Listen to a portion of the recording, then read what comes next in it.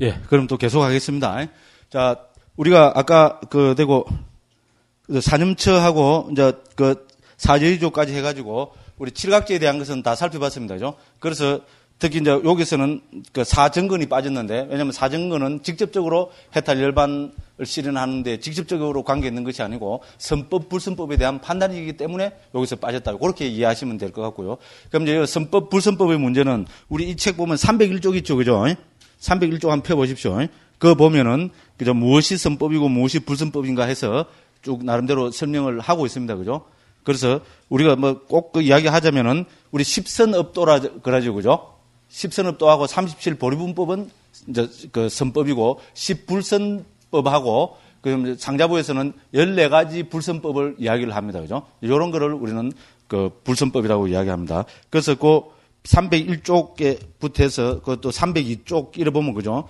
선법, 불선법, 특히 불선법 이런 거를 특히 302쪽에 보면 아비담마에서 말하는 14가지 해로운 만부수법들 이런 거 해서 그죠?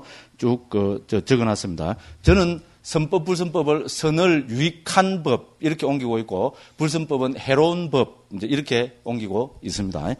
그렇죠. 요 부분은 요거는 이제 선법, 불선법 관계되는 것은 그때 있잖아요. 가서 좀 더 자세하게 한번 살펴보겠습니다. 그리고 특히 이 불선법은 우리가 극복해야 될 것이기 때문에죠. 무더기로 이래 모아가지고 그죠?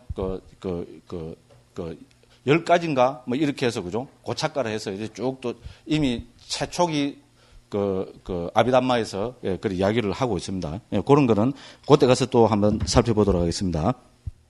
자, 그 다음에 이제 우리가 해탈 열반을 실현하는 방법 중에 6번째 또 경우에 많이 나타나는 게 뭔가 하면은 심해탈, 해해탈, 양면해탈을 통해서 찾죠. 그죠? 65쪽입니다. 그죠? 자, 그 외에 다른 정형구들 몇 가지를 들 수 있는데 먼저 심해탈, 해해탈, 양면해탈을 들 수 있다. 이렇게 했습니다. 그죠? 그래서 이제 여기서 요것도 저 뒤에 가면은 그죠? 특히 우리 412쪽 있잖아요. 그죠? 412쪽에 가면은 우리 요 해탈하는 부분에 있잖아요. 412쪽이 해탈에 관계되는 이야기를 하고 있거든요. 그래서 412쪽에 보면은 해탈에 대해서 양면 해탈, 통찰지의 해탈, 마음의 해탈 이래서 412쪽에서 413쪽까지 잘 나와 있습니다. 요 지금 되게 궁금하신 분은 그죠? 나중에 우리 그죠? 강의 마치고 요 부분을 한번 읽어 보시면은 됩니다. 근데 무조건 제가 간략하게 설명을 드리자면은 여기서 심해탈은 삼매를 통해서 해탈하는 겁니다. 그래서 결론적으로 말씀드려서 심해탈은 이것이 깨달음의 경지는 아닙니다. 무슨 말인지 알겠죠? 그죠? 우리 본 삼매 딱 들면은 어떻게 됩니까? 삼매에 들어있는 순간에는 불선법들이 안 일어나죠? 그렇지 않습니까? 그죠? 삼매에 들어있을 때는 불선법이 일어나지 않습니다. 그러니까 삼매에 들면은 어떻게 됩니까? 우리 나쁜 여러 현상들로부터 벗어나게 됩니다. 그죠? 그래서 해탈이라고 합니다. 그래서 이거를 마음이 있잖아요. 집중되어서 불선법들로부터 벗어나기 때문에 심해탈이라고 합니다. 그 대신에 이 심해탈은 뭡니까? 삼매에 들었다가 다시 삼매에서 나와버리면 어떻게 됩니까? 다시 불선법들이 일어납니다. 무슨 말인지 알겠죠? 그죠? 그래서 이것은 우리가 또 경의 다른 극에서는 일시적 해탈이라고 이야기합니다. 그거 하나 적어 놓으십시오. 심해탈은 일시적 해탈이라고 합니다. 그게 무슨 말입니까? 삼매에 들어있는 그 순간만 일시적으로 해탈하기 때문에 일시적 해탈을 합니다. 그럼 일시적 해탈을 하니까 심해탈의 뜻이 분명히 드러나죠. 그죠? 그래서 이것은 우리 깨달음이나 열반의 실현하고는 관계가 없는 겁니다. 그렇지만은, 그죠? 우리가 삼매에 들었을 때는 일시적으로 불선법들로부터 벗어나기 때문에 심해탈이라고 그렇게 이야기합니다. 됐죠? 그 다음 해탈은 통찰지를 통해서, 그죠? 무상고 모아를 통찰해서 한 해탈입니다. 그래서 이거는 그죠? 해탈은 진짜 해탈입니다. 그죠? 열반을 실현한 겁니다. 그래서 이제 해탈을 얻는, 그죠? 경우로, 이제, 그죠? 주석서 문헌에서는 5가지 경우를 들고 있습니다. 첫 번째는 뭔가 하면은 삼매의 도움이 전혀 없이 깨닫는 경우. 그렇습니다. 우리 본삼매 있잖아요. 본삼매의 도움이 없이도 깨달을 수 있다고 경에도 그런 식으로 나타나고 특히 주석서 문헌에서는 많이 나타납니다. 본삼매의 체험 없이도 깨달을 수 있다는 겁니다. 이런 우리 경지의 그 삼매를 그래서 우리는 뭐 찰나 삼매 뭐 이런 식으로도 이야기를 합니다. 그런데 어쨌든 그리고 삼매 없이 깨닫는 경우 이것이 해탈의 첫 번째입니다. 그럼 두 번째는 초선에 들었다가 나와서 깨닫는 경우. 세 번째는 2선에 들었다가 나와서, 네 번째는 3선에 들었다가 나와서, 다섯 번째는 제4선에 들었다가 나와서 깨닫는 경우. 요 5가지를 해탈이라고 이야기합니다. 됐죠? 우리 본 삼매에 들어가지고는 깨달을 수 있습니까? 없습니다. 그렇게 이야기합니다. 왜냐하면 본 삼매는 그 자체가 이제 대상에, 우리 닮은 표상이라는 대상에 확 집중되어 있는 상태거든요. 그래서 거기서 어떤 다른 심리 현상이 일어나면은 본 삼매가 깨어져 버린 것이 됩니다. 그죠? 그래서 삼매에 들어있을 때는 깨닫지 못한다고 합니다. 그래서 모든 주석서 문헌에서 반드시 삼매에 들었다가 나와서 깨닫는다고 이렇게 되어 있습니다. 그러니까 예를 들어서, 그죠?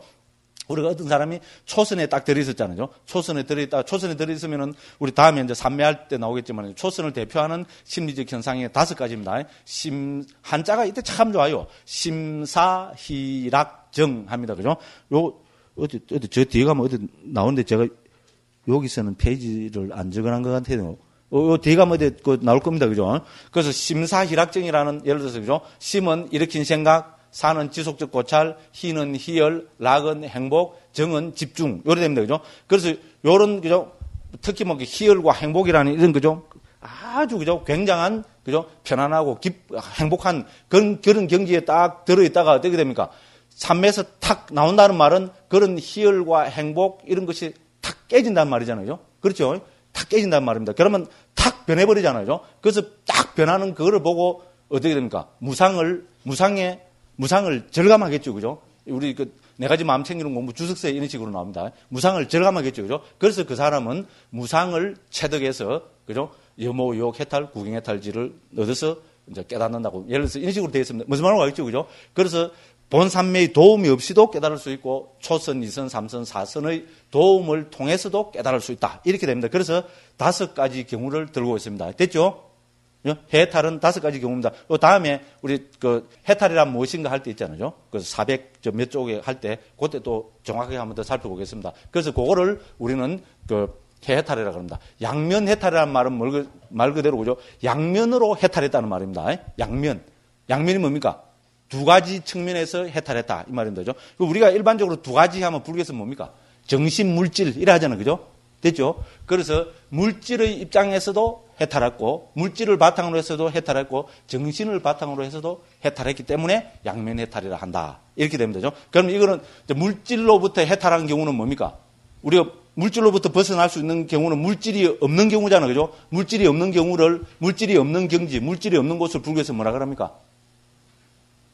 방금 누가 그랬는데, 무색계죠. 그죠? 무색계라 그랬죠? 예, 무색계잖아요. 그죠? 그 무색계는 물질이 없는 경지잖아요. 그죠? 그러면은 어떻게 됩니까? 자, 양면해탈이라는 것은 물질이 없는 무색계를 체험한 경우, 무색계를 체험했다는 말은 뭡니까? 우리 수행의 경지에서 보면은 무색계 삼매를 체험했다는 말입니다. 맞죠? 그러면 공무변처, 삼매, 그러니까 공무변처, 식무변처, 무소유처, 비상비비상처라는 이 4가지 무색계 경지를 체험한 경우가 첫 번째 조건입니다. 됐죠? 2번째로 이제 정신으로부터 해탈했다는 건 뭡니까? 이거는 말 그대로 도와 과를 정득해야 됩니다. 그죠? 그러니까 예류, 일례, 불안, 아란이라는 도를 정득하면은 이거는 정신적인 오염원으로부터 해탈한 거잖아요. 그죠? 됐죠? 이제 그래서 그렇게 합니다. 그래서 양면 해탈이라는 것은, 그죠? 첫째는 뭡니까? 무색계 삼매를 반드시 체험해야 됩니다. 됐죠? 2번째는 이제 깨달아야 됩니다. 말 그대로, 그죠? 또 도와 과를 정득해야 됩니다. 그렇게 해서 무색삼매를 체험함으로 해서 물질로부터 해탈하고, 그죠? 도와 과를 정득함으로 해서 정신적인 오염으로부터 해탈했다. 그래서 양면 해탈이라 한다. 이랍니다. 그래서 우리 경지로 보면 양면 해탈의 경지가 최고 높다고 이야기할 수 있겠죠, 그죠? 그래서 물질로부터 해탈한 그거로서 5개를 들고 있습니다. 공무변처, 식무변처, 무소유처, 비상비비상처하고, 그 다음에 상수멸, 혹은 북방에서 멸진정이라고 그러죠. 그죠? 상수멸정 혹은 멸진정이라는 요 5개 중에 하나를 체험하고, 그 다음에, 그죠? 또 도와 과를 정득한 경우. 이 2가지는, 그죠? 물질과 정신으로부터 둘 다로부터 해탈했기 때문에 양면 해탈이라 합니다. 됐죠? 그러면 우리가 여기서 보면 뭡니까? 해탈하고 양면 해탈은 어떻게 됩니까? 해탈은 무색기 체험이 없는 해탈을 해탈이라고 합니다. 됐죠? 그러니까 아까 말씀드렸다시피, 본 삼매가 없거나 초선, 2선, 3선, 4선. 요까지는 우리가 색계 삼매잖아요. 그죠? 그러니까 요까지를 체험하고 깨달은 사람을 우리는 해탈자라 그러고, 그죠? 그 무색계 삼매도 체험하고 깨달은 사람을 우리는 양면 해탈자라 합니다. 됐죠? 그죠? 이제 분명히 드러나죠? 그래서 심해탈, 해해탈, 양면 해탈로 초경에서 또 많은 곳에서 이렇게 나타나고 있습니다. 또 요것도 저 뒤에 가서 또 한번 살펴보도록 하겠습니다. 그래서 요 보면 그 경의 인용되는 거 보겠습니다. 그 밑에서부터 5째 줄입니다. 그죠? 65쪽에 보면은 나는 원하는 만큼 모든 번뇌가 다하여 아무 번뇌가 없는 마음의 해탈과 통찰리를 통한 해탈을 바로 지금 여기에서 스스로 최상의 지혜로 실현하고 구족하여 머문다. 됐죠? 심해탈은 삼매를 통해서 그죠? 우리 그 마음이 그죠? 불선법으로부터 벗어난 것이고, 이제 해탈은 말 그대로 깨달음을 실현한 것입니다. 그죠? 그렇게 나오고, 그리고 이와 관련해서 양면 해탈도 언급해야 하는데, 요약하면 양면으로 해탈한 자는, 아까 말씀드린 겁니다. 요 그대로 나옵니다. 줄 거 갖고 딱 한번 그걸 기억해 놓으십시오. 양면으로 해탈한 자는 무색계 삼매, 즉, 공무변치부터 비상비비상까지와 더불어 아라한과를 증득한 자를 뜻하고, 통찰지로 해탈한 자는 무색계 삼매 없이 아라한과를 증득한 자를 말한다. 됐죠? 그죠? 그래서 여기서 무색계 삼매 해갖고 공무분처부터 비상비상까지 아까도 말씀드렸다시피 좀 뒤에 자세히 나옵니다. 거기에 보면은 그 상수멸을 통해서 해탈한 경우도 여기에 그 양면 해탈에 포함이 되고 있습니다. 그래서 이제 결론적으로 이야기하면은 우리 그죠? 뭡니까? 그 해탈과 양면 해탈의 차이는 무색계 삼매를 처음 했느냐 안 했느냐 요 차이입니다. 그죠? 무색계 삼매를 체험하지 못하고 해탈했으면은 해탈이고 무색계 삼매도 체험하고 해탈을 했으면은 그거는 양면 해탈이라고 그렇게 이야기합니다. 이렇게 이해하시면 되겠습니다. 예, 그래서 이제 요까지 다 했습니다. 또 그 다음에 이제 우리가 뭐 이건 당연한 이야기지만은 마지막으로 7번째로 66쪽입니다. 개정의 해탈 직연 이거를 완성을 통해서도 깨닫는다. 이거 뭐 당연한 이야기 아닙니까? 그죠? 그래서 이거를 우리는 오법원이라고 합니다. 이 오법원의 문제는 435쪽에서 잘 설명하고 있습니다. 그때 가서 또 다시 한번 보도록 하겠습니다. 그래서 이거를 우리 오법원이라고 합니다. 그래서 이제 경에서 보면 그죠? 부처님께서 이렇게 말씀하고 계십니다. 자, 내가 아직 완성하지 못한 개의 무더기가 있다면은 삼매의 무더기, 통찰지의 무더기, 해탈 무더기, 해탈 직연의 무더기가 있다면 그것을 완성하기 위해서 다른 사문이나 바라문을 존경하고 존중하고 의지하여 머물러야 할 것이다. 그러나 나는 신과 마라와 범천을 포함한 세상에서 사문, 바라문과 신과 사람을 포함한 무리 가운데서 나보다 더 개, 삼매, 통찰지, 해탈 직연을 잘 구족하여 내가 존중하고 존경하고 존중하고 의지하여 머물러야 할 다른 어떤 사문도 바라문도 보지 못한다. 이것도 다음에 법할 때 그죠? 요 부분도 인용되어 나오지만 이것도 부처님께서 깨달으시고 49일 동안 보리수 나무 밑에서 깊은 산매에 들어서 사색을 하셨다고 나옵니다. 이미 초경에도 나오고 주석서에서는 또 이렇게 쭉 나옵니다. 그래서 부처님께서 무슨 이제 뭐 빨리 하려는 게 염소치기 뭐 니고로다 나무가 거기 있습니다. 그죠? 그래서 이제 몇 번째 7일째더라 요런 사유를 하십니다. 그래서 쭉 살펴보거든요. 이 세상에 사람이 있잖아요. 의지할 데가 없이 머문다는 것은 괴롭잖아요. 그죠? 깨달은 부처님도 마찬가지라는 겁니다. 깨달은 부처님도 내가 의지할 데 없이 머문다는 것은 괴로움이다. 나는 도대체 뭐를 의지해서 머물러야 되는 이거 중요한 사실입니다. 그죠? 아주 중요한 사실이고 하물며 부처님도 그런데 우리 부처님 제자인 우리는 말할 필요도 없어요. 저도 뭐 눈이 번쩍 뜨지더라고요. 그래서 부처님이 다 살펴보십니다. 이 세상을 다 살펴봤어요. 그죠? 여기서처럼 그죠? 전부 다 살펴봐갖고 그죠? 다른 사문, 바라문, 또 그 다음에 신, 마라, 범천, 그죠? 포함한 이 세상 모든 존재를 다 살펴봤지만은 부처님이 의자에 머물 존재는 어디에도 없다라는 겁니다. 왜? 부처님보다 경지가 다 낮기 때문에. 무슨 말씀을 하겠죠? 그죠? 그래서 그렇게 결론을 내리시고 그러면 나는 무엇을 의지해서 머물러야 될 것인가? 그래서 부처님이 마지막 결론이 뭡니까? 나는 내가 깨달은 법을 의지하여 머무르라. 와, 또 머리부터 발끝까지 쫙 전율이 오지요? 박수 한번 쳐야 되는데, 이거는, 그죠? 이거, 우리 출가자들, 정말로, 불교는 우리가 법이 좀 굉장한 거잖아요. 그 부처님께서 깨달으시고, 깨달은 부처님도 뭔가 의지해서 머물러야 되는데 나는 뭐를 의지할 것인가? 그렇고 다 찾아봤는데 부처님 의지할 게 아무것도 없다라는 겁니다. 이 세상에. 그러면 나는 뭐를 의지하여 머물 것인가? 내가 깨달은 이 법을 의지하여 머무르라. 이렇게 결론을 내리십니다. 굉장합니다. 그죠? 짜릿짜릿한 게 굉장히 많습니다. 팔정도 이야기도 그렇고요. 부처님이 법을 의지해서 머무르 한 이 말씀도 그렇고. 그러니까 하물며 부처님도 안 계신 이 세상에서 우리가 의지할 것은 법입니다. 그죠? 뭐 어떤 게 법입니까? 아이고. 그죠? 어쨌든 그렇습니다. 저는 분명합니다. 저한테는 분명합니다. 뭐 스님들한테는 모르죠. 강요할 수는 없는 거니까. 그죠? 그렇잖아요. 뭐 알아서 하십시오. 배짱입니다. 저는 소승입니다. 소승. 그죠? 소승은 남을 위해서 신경 쓸 필요 없습니다. 제 하고 싶은 말 딱 하고 뭡니까? 뭐라 하면 모르겠어. 알아서 하시오. 뭐. 요새 이제 그러려고요. 근데 말은 요란한데 제목은 그래 잘 안 된다 그럽니다. 뭔가 그죠? 한다 그러더라고요. 어쨌든 그렇습니다. 자, 그래서 그죠? 개정의 해탈 직연의 완성을 통해서 이제 해서 그죠? 요것이 또 뭡니까? 개정의 해탈 직연하는 오법원을 의지하는 것이 그죠? 또 우리가 그죠? 깨달음을 위해서는 그죠? 요 5가지를 이제 실천해서 깨달음을 실현한다. 이래 되면 되죠. 근데 그래서 이제 68쪽에 보면 그죠? 여기서 젤루에 보면 개정해를 사막이라 부르고 우리는 잘 알고 있는 겁니다. 그죠? 여기에다가 해탈과 해탈 직연을 더하면 오법원. 제가 오법원 했죠. 그죠? 요겁니다. 그죠? 5가지 법의 무더기. 이미 초기경에서 이 개정해 해탈 직연을 오법원이라고 이렇게 지금 부르고 있습니다. 그죠? 그다음에 이건 아까도 말씀드렸다시피 28장에서 있잖아요.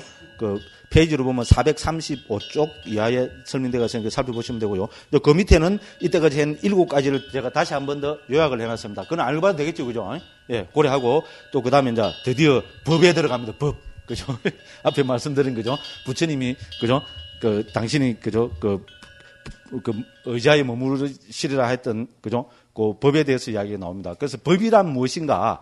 여기에 대해서 제가 한번 살펴보고 있습니다. 자, 1번 초기경의 도처에서 부처님은 법을 강조하셨다. 불교는 법을 중심으로 하는 체계다. 그래서 불법이라는 말은 우리에게도 아주 익숙하다. 이제 초기 불전에서 법을 강조하시는 곳을 중심으로 법에 대해서 살펴보고자 한다. 이렇게 했습니다. 그럼 첫 번째로 하는 것이 법을 의지하여 머무르라. 여기 방금 말씀드린 겁니다. 그죠? 아무도 존중할 사람이 없고 의지할 사람이 없이 머문다는 것은 괴로움이다. 참으로 나는 어떤 사문이나 바라문을 존경하고 존중하고 의지하여 머물러야 하는가. 부처님이 그죠? 깨달으시고 보르스 나무 밑에서 이 사유하신 이야기입니다. 그죠? 그래서 이 안구따르니까요. 우르웰라 경에 나타나는 세존의 성찰이다. 세존께서는 깨달음을 성취하신 뒤 아직 아무에게도 자신의 깨달음을 드러내지 않으셨을 때, 그래서 주석서에 하면은 세존께서 깨달음을 성취하신 뒤 5번째 7일이라고 한다. 밑에 주 돼 있죠. 그죠? 부처님께서 77 49일 동안 7번 7일을 그 771이라는 것은 이렇게 초기 불교에서 무슨 의미가 있는 것 같아요. 그죠? 부처님이 77 49일 동안 이 법피 선열을 누리시면서 여러 가지 사유를 하셨다고 나오거든요. 그 중에서 5번째 7일에 이 사유를 하셨다는 겁니다. 그죠? 그래서 과연 나는 누구를 의지할 것인가를 두고 진지하게 사유하셨다. 앞에 우리 다 살펴봤습니다. 그죠? 이제 그래서 그죠? 그 69쪽 맨 마지막 줄에 보면 그죠? 세종께서 구족한 개와 삼매와 통찰제와 해탈보다 더 잘 구족한 자를 그 누구도 그 어디에서도 보지 못했다고 한다. 그래서 마침내 세종께서는 이 문제에 대해서 이렇게 결론 지으신다. 참으로 나는 내가 바르게 깨달은 바로 이 법을 존경하고 존중하고 의지하여 머무르라. 와, 멋있죠, 그죠? 저는 막 이건 보고 또 보고 또 보고 해도 좋습니다. 그렇잖아요, 그죠? 근데 사실 우리가 출가해서 그죠? 자기가 믿고 의지해야 될 뭔가를 발견한다는 것은 저는 이게 위대한 발견이라고 봅니다. 우리가 아직까지 만일 그걸 찾지 못한다면 그죠? 그때 방황 알겠어요, 그죠? 특히 스님들은 이제 비구계 받고 한번 보십시오. 아직까지 스님들은 3인 믿고 의지해야 될 그죠? 단계가 있습니다, 그죠? 그렇잖아요. 그럼 또 잘 보호받고 있잖아요. 이거 완전히 뭐 온상이 꽃처럼 보호하고 있잖아요. 그렇잖아요. 제 얘기 틀렸습니까? 각 절마다 뭐 옛날에 왕들이나 이런 데 살았지. 이거 고래등 같은 개집이잖아요. 예를 들어 동화사만 해도. 그렇지 않습니까? 구중궁궐, 고래등 같은 개집에 사는 우리 이 세상에서 뭡니까? 최고의 웰빙족들입니다. 제 얘기 틀렸습니까? 이 공기 좋고 경치, 대한민국 최고 경치 좋은 데는 다 절이 있잖아요. 그런데 동화사만 해도 정말로 멋지잖아요. 거기다가 경치만 좋습니까? 고래등 같은 기아집. 그렇죠. 이병철이가 있는 데 삽니까? 살아봤겠어요? 택도 없습니다. 어제 이병철이 아들 누굽니까? 이건희가 이런 데 삽니까? 택도 없잖아요. 저 얘기 틀렸습니까? 정말로 고래등 같은 개집에. 그럼 고래등 같은 개집에만 삽니까? 아니지요. 우리가 먹는 과일. 왜 요만한 과일 먹어요? 아니잖아요. 원주 보고 하는 소인 보는 스님들은 어떻게 됩니까? 시장에 가서 최고 크고 최고 좋은 거. 그럼 최고 동글동글한 것만 사고 오잖아요. 제 얘기 틀렸습니까? 그렇잖아요. 그죠? 최고 맛있는 과일만 먹고 삽니다. 그리고 요새는 뭡니까? 이런 과일도 모자라갖고 두리안. 선방선님들이 뭐 두리안 다 퍼뜨리잖아요, 한국에. 마을 사람들은 아직도 두리안 안 먹어요. 우리 실상사는 두리안 먹을 수 있는 줄 압니까? 선방이 아니다 보면 두리안 대종량도 안 들어옵니다. 정말입니다. 저는 두리안 억수로 좋아하거든요. 근데 왜냐면 남쪽에 많이 살았으니까요. 두리안 대종공룡이 안 들어옵니다. 미칠 지경입니다. 그래도 원래는 이제 두리안이 한국에 막 남아 도는가 봐요. 이제 선방에 가서도 막 썩어 나가고 그러는 모양이라. 그러니까 원래 두리안 대종공룡이 좀 들어왔어요. 그래서 막 허겁지겁 먹었어요. 그렇잖아요. 그죠? 과일, 최고 좋은 과일, 막 두리안이야, 막. 그죠? 그렇잖아요. 그럼 차 마시는 거? 이 세계에서 제일 좋은 차 마시잖아요. 제 얘기 틀렸습니까? 세계에서 유행하는 차, 특히 뭐 세계 차로 하면 중국이잖아요. 그죠? 보이차. 벌써 그 몇십 년 전에 유행인 거고. 요새는 또 보이차 농약치 따니까 또 선방선생님들 잘 안 마신다고 하대. 그렇잖아요. 최고 좋은 차 마시고. 그 다음에 먹는 거는 다 뭡니까? 정말로 웰빙족이잖아요. 옛날에나 고기 찾았지. 못 먹고 살 때나. 우리나라에서 최고 잘 사는 사람들 다 못 먹습니까?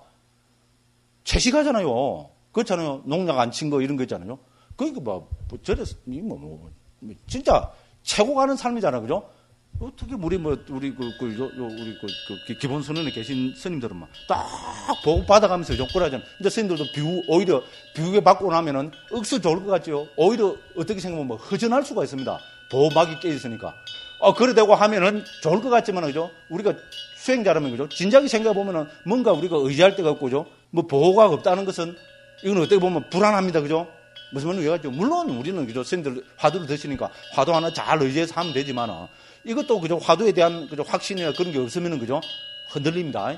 그때는 우리가 의지처를 찾아야 됩니다. 부처님도 찾으셨잖아요. 제 이야기는 그겁니다. 깨달은 부처님도 의지처가 없이 산다는 것은 이거는, 그죠? 뭐하다, 거시기하다. 그러니까 나는 뭐를 의지해야 될 것인가? 이렇게 사유를 해보셨다 했잖아요. 그래서 부처님도 내가 깨달은 법을 의지하리라 이랬잖아. 그러면 하물며 우리 부처님 제자들은 어떻게 됩니까? 법에 의지해야 됩니다. 이제 법을 한번 찾아보십시오. 그죠? 요 책이 잘 나와 있습니다. 또 책 선전이다. 그죠? 그죠? 그래서 제가 이 주제를, 그죠? 법 이래서 초기 불교의 핵심 이래갖고 제가 한 챕터에 넣어놓은 겁니다. 제가 넣은 건 제 나름대로 다 이유가 있습니다. 이것도 제가 수자 출신이기 때문에 가능한 것일지도 모릅니다. 저는 감히 그렇게 생각해 봅니다. 왜냐면 선방 스님들이 계시니까 제가, 그죠? 딱 스님들을 그거 해갖고요. 딱 그냥 뻐기려고 이런 이야기 합니다. 어쨌든, 그렇습니다. 또 시간 다 됐겠네.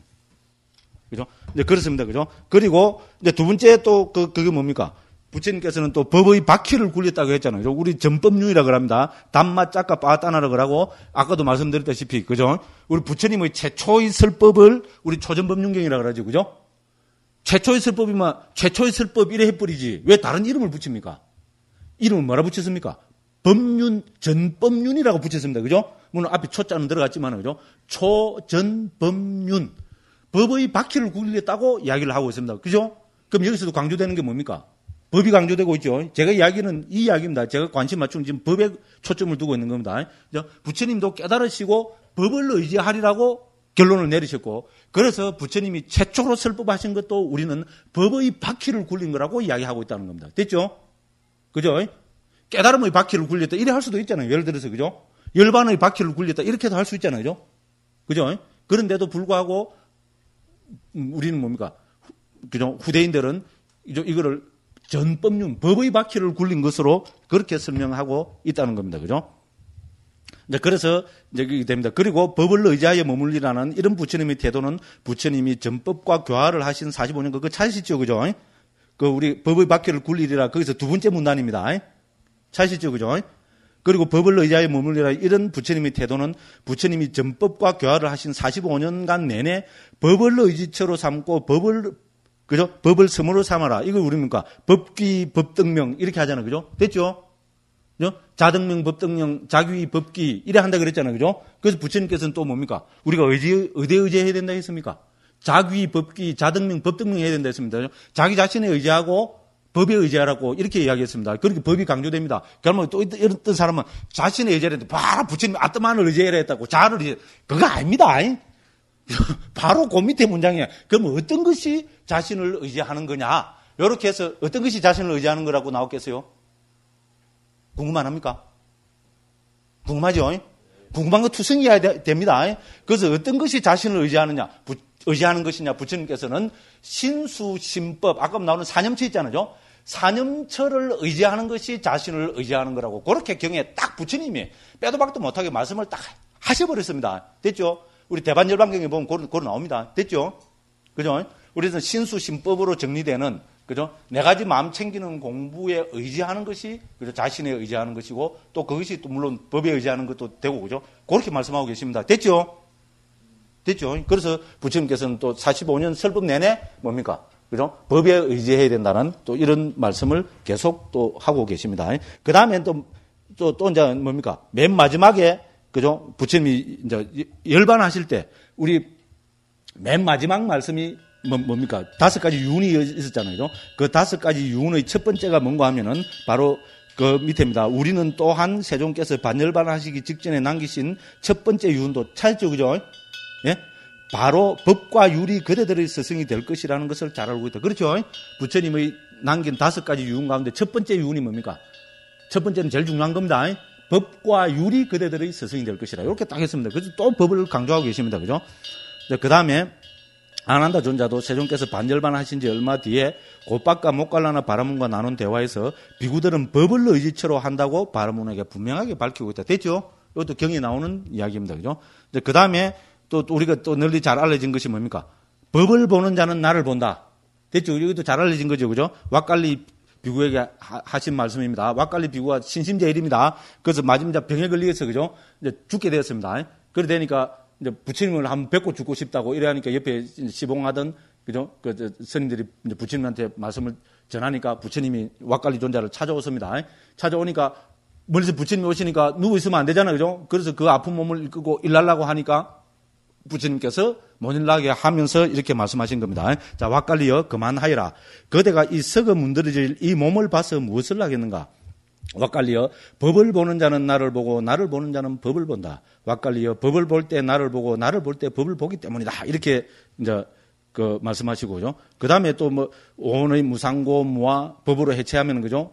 무상고 무와 그 다음에 염호유혹 해탈 구경 해탈지 이것도 다 법에 관계되는 이야기잖아요. 그 다음에 또 잘 알려진 게 곧바까 못 갈라는 경에서 또 이제 아난다 존자가 한 말입니다. 바라문이여 그분 세종께서는 일어나지 않은 도를 일으키신 분이고 생기지 않은 도를 생기게 하신 분이고 쓰러지지 않은 도를 설하신 분이고 도를 아시는 분이고 도를 발견하신 분이고 도에 정통하신 분이기 때문입니다. 지금의 제자들은 그 도를 따라가면서 머물고 나중에 그것을 구족하게 될 것입니다. 이랬습니다. 그죠? 물론 여기서는 도라고 나오지만은 이 도가 결국 법을 통해서 실현하는 그죠? 그 어떤 하나의 방법론이잖아요. 이제 그렇게 보면 된다는 겁니다. 그 다음에 바로 앞에서도 봤지만은 부처님의 마지막 유운이 법과 율이 그대들의 스승이 될 것이라는 이것이 부처님의 마지막 유운입니다. 그죠? 이제 그래서 이제 부처님께서 이렇게 말씀하십니다. 자, 아난다여. 요거는 우리가 마지막 하는 거니까 같이 한번 읽읍시다. 요 경부분만 있잖아요. 아난다여 요 부분만 한 4줄 정도 같이 한번 읽어보도록 하겠습니다. 아난다여 아마 그대들에게 스승의 가르침은 이제 끝나버렸다. 이제 스승은 계시지 않는다라는 이런 생각이 들지도 모른다. 아난다여 그러나 그렇게 생각해서는 안 된다. 아난다여 내가 가고 난 후에는 내가 그대들에게 가르치고 천명한 법과 율이 그대들의 스승이 될 것이다. 자, 이처럼 세종께서는 깨달음을 성취하신 직후에도 스스로 깨달은 법을 의지해서 머물리라고 하셨고 이 종합적인 정리입니다. 45년간 제자들에게도 설법하실 때에도 법을 강조하셨으며 이제 사바세계에서 자치를 감추시는 반열반의 마지막 자리에서도 법이 그대들의 스승이 될 것이라 유언하셨다. 그러므로 세종께서 반열반하고 계시지 않는 지금에 사는 우리가 뼈가 시리고 가슴이 사무치게 존중하면서 배우고 공부하고 이해하고 실천해야 할 것은 바로 이 법이 아니고 무엇이겠는가 이렇게 했습니다. 그래서 부처님께서는 법과 율이 그대들의 스승이 될 것이라고 하셨습니다. 그래서 결집에 참석한 500명의 아라한들은 일단 법의 바구니와 율의 바구니라는 두 개의 바구니를 먼저 설정했습니다. 그래서 부처님의 유언이 뭡니까? 법과 율이 그대들의 스승이 될 것이라 했으니까 부처님이 돌아가시고 나서 제자들이 제일 처음 해야 될 일이 뭡니까? 이 법과 율을 결집하는 거죠. 그죠? 그렇죠? 그렇기 때문에 부처님이 돌아가셔서 바로 시작한 작업이 뭡니까? 바로 결집이잖아요. 그죠? 그래서 부처님이 돌아가시고 정확하게 2달 뒤에, 그죠? 500 아라한들을 모아가지고, 우리 왕사성 칠렵굴 아시죠? 그죠? 왕사성 칠렵굴에서 500명의 아라한들이 모여가지고 결집을 합니다. 그래서 그 결집은 7개월이 걸렸다고 이야기합니다. 그 결집의 내용이 뭡니까? 법과 율이 그대들이 서성될 것이라 했기 때문에 법을 결집했고 율을 결집했으면 됐죠. 그래서 먼저 율을 결집해서 우리는 그걸 위나의 삐딱거라 해서 율장이라 부릅니다. 이거를 먼저 결집했고 외운 사람은 누굽니까? 우리 지계 제일인 그죠? 그 우빨리 존자, 우발이 존자 있잖아요. 그러니까 암송을 해서 율장을 먼저 결집했고 그 다음에 아난다 존자가 암송을 해서 경장을 결집했습니다. 됐죠? 그래서 1차 결집에서는 2장만이 결집됐습니다. 율장과 경장이 결집이 됐습니다. 그죠? 그 이야기가 거기 되가 있고요. 그래서 이제 요까지 이야기를 하겠습니다. 그 다음에 이제 시간이 벌써 이제 다 돼버렸습니다. 그래서 법이란 무엇인가 요 부분은 우리 나중에 저녁 시간에 하도록 하겠습니다. 예. 어쨌든 2시간이라는 긴 시간 동안 경청해 주셔서 대단히 감사합니다. 예.